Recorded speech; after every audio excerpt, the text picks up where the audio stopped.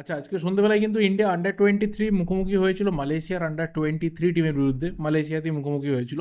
সেই ম্যাচটা ২-১ গোলে আমরা হেরে গেছি। আমরা ২-০ গোলে পিছিয়ে গেছিলাম। ফার্স্ট হাফে ১-০ তে ইন্ডিয়া পিছিয়ে ছিল। সেকেন্ড হাফের আবারও শুরুর দিকে আরও একটা গোল হয়ে যায় এবং তারপরে যেটা হয়েছে যে ৭৭ মিনিটে কিন্তু সিভাল্ডো সিং একটা গোল শোধ করে এবং এই যে একটা দেরিতে হলেও গোল শোধ করা, এখান থেকে বোঝা যায় যে প্লেয়াররা কিন্তু নিজেদের যে মানসিকতাটা রয়েছে যে আমাদেরকে কামব্যাক করতে হবে, সেটা ছাড়েনি। এবং নওশাদ মুসার কোচিংয়েই বলো বা পুরো টিমের আপাতত যে ইউনিট হিসেবে পারফরমেন্স বলো, সেটা কিন্তু নজর কেড়েছে। কিন্তু তার ইন ডিটেলসের আপডেট আসেনি। অবশ্যই যদি আসে যে 90 মিনিটস ধরে কী হলো, কোন প্লেয়ার কত ভালো খেলেছে, কাদের আমরা আরও প্রমিসিং ওয়েতে এবার সিনিয়র টিমে দেখতে পারি, সেই সব নিয়ে যদি আপডেট আসে অবশ্যই শেয়ার করার চেষ্টা করব। কিন্তু এই কথাটা ঠিক যে সিনিয়র ন্যাশনাল টিম যেখানে টানা 5টা ম্যাচে 10টা গোল খেয়েছে, একটা গোলও ফেরত দিতে পারেনি অপোনেন্টকে, সেখানে কিন্তু এই আন্ডার-23 টিমরা তারা দুটো গোল খেয়ে কিন্তু একটা গোল ফেরত দিয়ে আসতে পারলো। তো 25 তারিখে সেকেন্ড ম্যাচ রয়েছে, দেখা যাক সেই ম্যাচে এই টিমটা কেমন খেলে। এরপর অবশ্যই ঢুকবো যে বিষয়টাতে, যেটা আপাতত আমাদের ইন্ডিয়ান ফুটবলের সব থেকে হট টপিক। যে সিজনের দিকে তাকানো হোক না কেন, আপাতত আমাদের র্যাঙ্কিং 117 থেকে স্লিপ করে 118তে নেমে যাওয়া হোক নাই বা কেন, আমরা যেখানে যাই পারফরমেন্স করি না কেন, ক্লাব ফুটবল যে আমাদের এখানে একটা সব থেকে বড় আকর্ষণের জায়গা, এটা আমরা সবাই জানি। বিশেষ করে সেখানে এন্টারটেনমেন্ট রয়েছে, সেখানে ফান রয়েছে, সেখানে কম্পিটিশনস রয়েছে এবং সেখানে অবশ্যই আবেগ জড়িয়ে রয়েছে। তো সেই যে ক্লাব ফুটবল, সেই ক্লাব ফুটবলের সব থেকে যেটা ইন্টারেস্টিং টপিক, সেটা হচ্ছে transfer market, transfer rumour, transfer update, প্লেয়ারের কন্ট্রাক্ট এক্সটেনশন, ছেড়ে দেওয়া, ধরে রাখা, এই সমস্ত কিছু। আজকের ভিডিওটা সেইভাবে নতুন কোনো প্লেয়ারের গুঞ্জন বা অন্য কোনো ক্লাবের সাথে লিঙ্ক আপের আপডেট না। এই ভিডিওটা পার্টিকুলার কিছু প্লেয়ারের যে এক্সটেনশন হতে পারে বা দরকার রয়েছে, বা যে কনভারসেশন আপাতত চলছে ক্লাবের সাথে প্লেয়ারের বা এজেন্টের, সেটা নিয়েই মোটামুটি একটা ডিসকাশনের আমি জায়গা রেখেছি। যার মধ্যে প্রথম যে প্লেয়ারকে নিয়ে কথা বলবো, সেই প্লেয়ার কিন্তু চোট কাটিয়ে ফিরে আসছে এবং তাকে শুধু ফিরিয়ে আসা হয়নি যে শুধুমাত্র সে প্র্যাকটিস করবে, তার সাথে কন্ট্রাক্ট আছে বলে, না। যেহেতু এই সিজনটা শেষ হওয়ার সাথে সাথে ইস্টবেঙ্গলের ম্যাচ রয়েছে এএফসি চ্যাম্পিয়ন্স লিগ 2 এর কোয়ালিফিকেশনস রাউন্ডে, সেখানে কিন্তু ডিফেন্সটাকে সবার আগে মজবুত করে মাঠে নামতে হবে। এবং যেহেতু শুরু থেকে 6জন বিদেশিকে খেলানোর রুল রয়েছে এএফসি কম্পিটিশনসে, সেটাকে কার্লোস কোয়াদ্রা তিনি ইউজ করতে চাইবেন এবং সেখানেই সেন্ট্রাল ডিফেন্সিভ যে জোনটা রয়েছে সেটাকে পাকাপোক্ত করার জন্য জর্ডান এলসের সাথে কিন্তু 1 সিজন কন্ট্রাক্ট এক্সটেনশন হচ্ছে, অর্থাৎ তাকে ধরে রাখা হচ্ছে। তাকে কিন্তু সিজনের শুরু থেকে কার্লোস কোয়াদ্রা পাওয়ার মতো আপাতত চেষ্টা চালিয়ে যাচ্ছেন এবং যেটা জর্ডান এলসেকে কিন্তু পাওয়া যাবে। ওর যে হাই লেভেলে খেলার এক্সপিরিয়েন্স রয়েছে, এশিয়ান ফুটবলে ওর যে এক্সপিরিয়েন্স রয়েছে এবং ওর যে কোয়ালিটি রয়েছে, এই সবটাকে মিক্স করে কিন্তু কার্লোস কোয়াদ্রা তিনি ইউজ করতে চাইছেন। এবং দ্বিতীয় যে প্লেয়ার, এই আলোচনাতেই কিন্তু বারবার করে যার নাম উঠে আসে, সেটা হচ্ছে হিজাজি মাহের। এই প্লেয়ারটাকে নিয়ে আর আলাদা করে কিছু বলার নেই। যেটা মেন বলার রয়েছে, যে কয়েকদিন আগেই কিন্তু শেয়ার করেছিলাম যে মুম্বাই সিটি এফসির তরফ থেকে একটা ইন্টারেস্ট কিন্তু হিজাজি মাহেরকে সই করানোর জন্য অলরেডি শুরু হয়েছে। এবার সেটা কতটা জেনারেট হবে আগামী দিনে, সবটাই কিন্তু ডিপেন্ড করছে প্লেয়ারের ওপর। বাট এখানে প্লেয়ারের এজেন্ট অলরেডি একটা গেম খেলতে শুরু করে দিয়েছিল। বেশ কিছু আইএসএল ক্লাবের অফার নিতে শুরু করেছিল বা বেশ কিছু বিদেশি ক্লাবের অফার নিতে শুরু করেছিল এবং যেটা ওর মেন টার্গেট ছিল যে প্লেয়ারের যে স্যালারি রয়েছে সেটাকে ইনক্রিজ করা, এজেন্টের যে কমিশন রয়েছে সেটাকে ইনক্রিজ করা এবং অবশ্যই যে কোনো আইএসএল ক্লাব হলে বা বিদেশের ক্লাব হলে 1 বছর, আর যদি ইন্ডিয়ান কোনো ক্লাব হয় তাহলে সেখানে 2 বছরের কন্ট্রাক্টকেও সিল করা। সেখানেই কোথাও আপাতত ইস্টবেঙ্গলের সাথে কিন্তু ওর নেগোসিয়েশন চলছে যে 2026 অবধি হিজাজি মাহেরকে রাখতে হবে। 100% এখানে ইস্টবেঙ্গলের ইন্টারেস্ট রয়েছে। কার্লোস কুয়াদ্রাতের গ্রিন সিগন্যাল অনেক দিন আগেই পড়ে রয়েছে যে হিজাজি মাহেরকে রাখতে হবে। কিন্তু এখানে যেটা মেন ফ্যাক্টর, যে প্রথমত 2026 মানে 2 বছরের কন্ট্রাক্টটা এই সিজনেই ধরিয়ে দেওয়া, যেটা আপাতত যেটা শোনা যাচ্ছে যে 1+1 একটা নেগোসিয়েশন চলছে, যে 1 বছরের একটা কন্ট্রাক্ট দেওয়া হবে এবং অবশ্যই তার পারফরমেন্সের উপর বেস করে আরও ফার্দার 1 ইয়ারের অপশনটা ইনক্লুডেড থাকবে, যেটা ন্যাচারালি আমাদের এখানে বহু ক্লাব বিদেশি প্লেয়ারদের সাথে করে, অনেক বড় বড় ভালো ভালো বিদেশি প্লেয়ারের সাথে হয়। সেটাও হিজাজি মাহের সাথে কিন্তু ইস্টবেঙ্গল করতে চাইছে। এবং তার সাথে আরও একটা জিনিস, যেটা কোথাও তার এজেন্ট শুরু থেকে চাইছিলেন, যে স্যালারিটা ইনক্রিজ হোক। যে স্যালারিতেও এসেছিল, সেই স্যালারির থেকে আরও বেটার স্যালারি ও ডিজার্ভ করে। কারণ ও যখন এসেছিল তখন ওর খেলার কোয়ালিটি কী রয়েছে, ওর কি লিডারশিপ পাওয়ার রয়েছে, কেউ জানতো না। বাট এখন সেটা সবাই জেনে গেছে। অন্য ক্লাবে ভালো স্যালারি অফার অ্যাট্রাক্ট করাটা ওর কাছে কিছু ব্যাপার না। কিন্তু হিজাজি মাহের এই মুহূর্তে কার্লোস কুয়াদ্রাতের সাথেই কাজ করতে চায় এবং কার্লোস কুয়াদ্রাতো তিনিও কিন্তু হিজাজি মাহেরকে রাখার জন্য 100% এই মুহূর্তে রাজি রয়েছেন।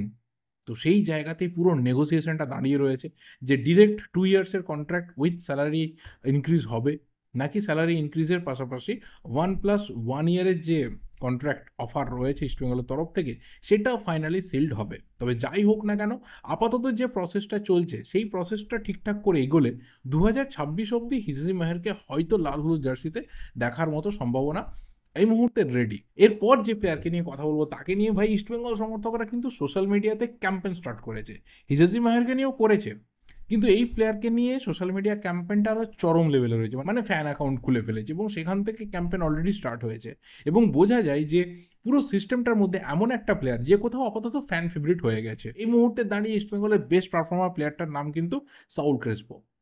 তার গোল স্কোরিং, তার লিডারশিপ, তার মাঝমাঠ দখলের ক্ষমতা এবং ওর ওর যে একটা স্ক্রিনিং পাওয়ার রয়েছে, ওর যে একটা ক্যালকুলেটিভ ব্রেন কাজ করে মাঠের মধ্যে, এটা কিন্তু ওকে আলাদা করে স্পেশাল করে দিয়েছে। অল্প বয়সে ওর মধ্যে যে কোয়ালিটি দেখা গেছে অনবদ্য, এবং সেখানেই কোথাও বারবার করে ইস্টবেঙ্গল সমর্থকরা চাইছে যে উইদাউট এনি নেগোসিয়েশন ভাই এখানে কোনো রকম মানে বার্গেনিং না করে সরাসরি ওকে 2 ইয়ার্সের একটা কন্ট্রাক্ট ধরানো হোক, যেটা ইস্টবেঙ্গলের জন্য ভালো, ভীষণভাবে ভালো। একটা সেট আপে এবার থাকতে হবে ইস্টবেঙ্গলকে।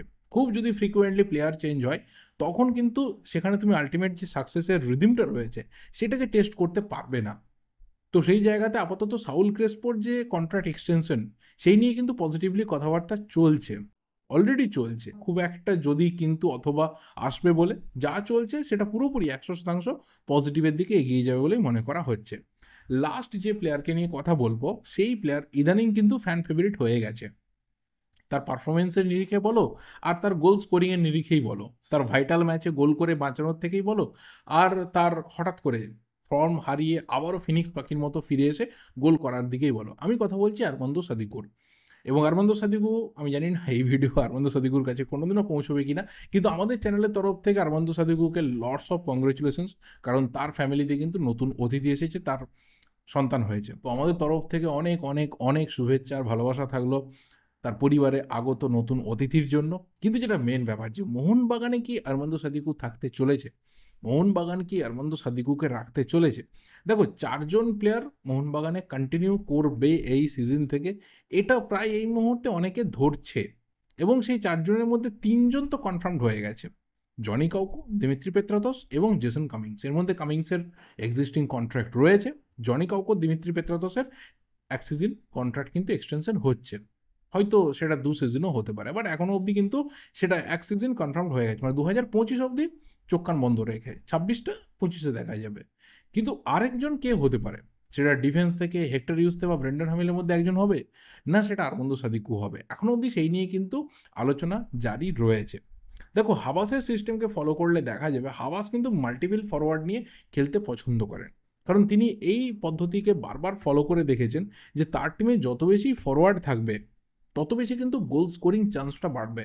এবং যদি মোহনবাগানের ফরওয়ার্ড লাইনের দিকে তাকানো যায় তাহলে দেখা যাবে যে 3 জন ফরওয়ার্ড মিলে, আমি শুধু আইএসএলের কথা বলছি, আমি ডুরান্ড, এএফসি, সুপার কাপ এইসবের কথা এখানে ধরছি না, আমি শুধু আইএসএলের যদি কথা বলি তাহলে সেখানে এই 3 জন ফরওয়ার্ডে 24টা গোল করেছে এবং 6টা অ্যাসিস্ট রয়েছে, মানে 30টা goal contribution, and that's a huge number, that's a huge number. তুমি এখান থেকে যখনই একজন বিদেশি প্লেয়ারকে মাইনাস করে দেবে এই সংখ্যাটা মোটামুটি দুজনের গোল কন্ট্রিবিউশনে 18-17 এরকম জায়গাতে কিন্তু নেমে যাবে, বা খুব তর্কের খাতিরে হয়তো 20 লেভেলে থাকবে, এর বেশি না। কারণ আমরা যদি বাকি টিমগুলোর দিকে তাকাই দেখা যাবে যে মোটামুটি সেরকমই রয়েছে বা তার থেকে আরও খারাপ রয়েছে। তো সেটা কোথাও ভাবাসার একটা টার্গেট থাকে যে আমি মাল্টিপল স্কোরার টিমের মধ্যে রাখবো, এবং সেই পদ্ধতি ফলো করলে আরমান্দো সাদিকুর কিন্তু মোহনবাগানে কন্টিনিউ করার একটা স্লাইড চান্স এই মুহূর্তে রয়েছে, যে আরও একটা সিজন তাকে রেখে দেওয়া হলো। তার যে হঠাৎ করে ফিরে পাওয়া ফর্মটা রয়েছে, হয়তো কিছু তার পার্সোনাল প্রবলেম থাকতে পারে, বা আগের কোচের সাথে যে মানিয়ে নেওয়ার ব্যাপারটা থাকতে পারে, বা তার পজিশনিং যে ব্যাপারটা থাকতে পারে, সেইগুলো হয়তো এখানে ফ্যাক্টর হয়েছিল, যেই কারণে হয়তো আরমান্দো সাদিকুর যে পারফরমেন্স, যে ফর্ম, ওর যে গোল স্কোরিং এবিলিটিটা সেটা আমরা কন্টিনিউয়াসলি দেখিনি, সেটা হাওয়াসের টাইমে কিছুটা ফিরেছে। আমি বলবো না যে পুরোটা ফিরে গেছে, যে হাওয়াস যেটা চান সেটাই তিনি আরমান্দো সাদিকুর কাছ থেকে পেয়ে যাচ্ছেন, বাট অনেকটা ফিরেছে, অনেকটা চেঞ্জ সাদিকুকে আমরা দেখছি, অনেকটা চেঞ্জ আমরা জেসন কামিংসকে দেখছি, এবং সেটা কোথাও না ভীষণভাবে একটা ইম্পর্ট্যান্ট রোল প্লে করবে যে হাওয়াস এখানে প্লেয়ারদের থেকে যা খেলাটাকে বার করে নিয়ে এসেছেন তিনি এই প্লেয়ারদেরকে নিয়ে এই খেলাটা কন্টিনিউ করতে চাইছেন কিনা। যদি সেটা হয় তাহলে অবশ্যই ফরওয়ার্ড লাইনে তিনি কিন্তু খুব একটা বদল আনবেন না। তিনি এই ফরওয়ার্ড লাইন নিয়ে এবং এই অ্যাটাকিং মিডফিল্ডার, আমি এখানে জনি কাউকোকে অ্যাটাকিং মিডফিল্ডার হিসেবেই ধরলাম, রাদার কি জনি কাউকো সেন্ট্রাল মিডফিল্ড রোলেই খেলে, বাট ম্যাক্সিমাম ম্যাচে কি হচ্ছে যে দীপক টাংরি বা অভিষেক সূর্যবংশী এত সুন্দর রোল নিচ্ছে ডিফেন্সিভ মিডফিল্ডের জোনটাতে, জনি কাউকো অনেক বেশি অ্যাডভান্সিং রোলে খেলতে পারছে, তো আমি অ্যাটাকিং মিডফিল্ডে ধরে নিলাম। তো এই যে চারজন অ্যাটাকার যারা অ্যাটাকে সব থেকে বেশি যোগদান দিচ্ছে এই সিজনে এখনও অবধি, তারা হয়তো আরও একটা সিজন থাকতে চলেছে, মানে 2025 অবধি তারা সিকিউর থাকতে চলেছে।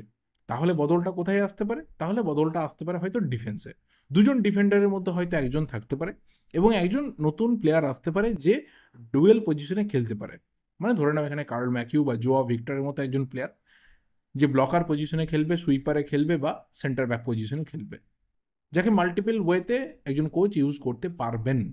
তো সেটা কিন্তু এই মুহূর্তে পরিকল্পনা চলছে।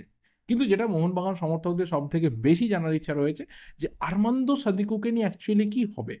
রিসেন্ট টাইমে যা পারফরমেন্স ওর ফিরে এসেছে, ও যেভাবে গোলের মধ্যে ঢুকেছে, ওর যে খিদেটা দেখতে পাওয়া যাচ্ছে এবং ওর যে শট নেওয়ার ক্ষমতা আগের থেকে অনেকটা বেড়ে গেছে, এখানে কোথাও বারবার করে সবাই চাইবে যে সাদিকু থেকে যাক।